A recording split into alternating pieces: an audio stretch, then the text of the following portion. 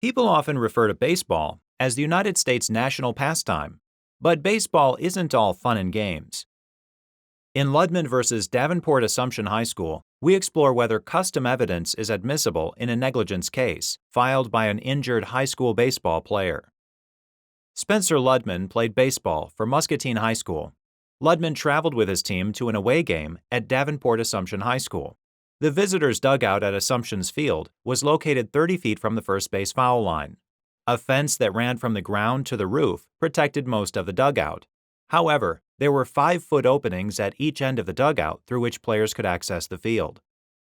While another Muscatine player was up to bat, Ludman stood in the dugout opening furthest from home plate.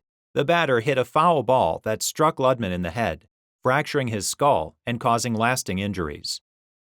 Ludman filed a premises liability lawsuit against Assumption in Iowa State Court. Among other things, Ludman argued that Assumption was negligent by failing to fence or screen the open areas of the dugout through which players accessed the field. The trial court granted Ludman's pretrial motion to preclude Assumption from introducing evidence that other schools in the same conference had dugouts with a similar design to Assumption's.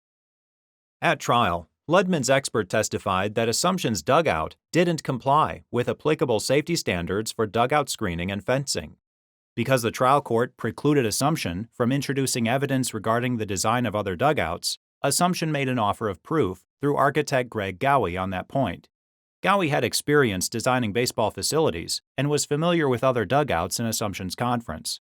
The offer of proof established that other schools in Assumption's conference also had openings in their dugouts.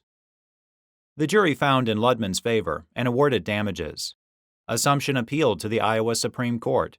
Assumption argued, among other things, that the trial court erred in refusing to admit evidence regarding the custom and standard practice for dugout designs in Assumption's conference.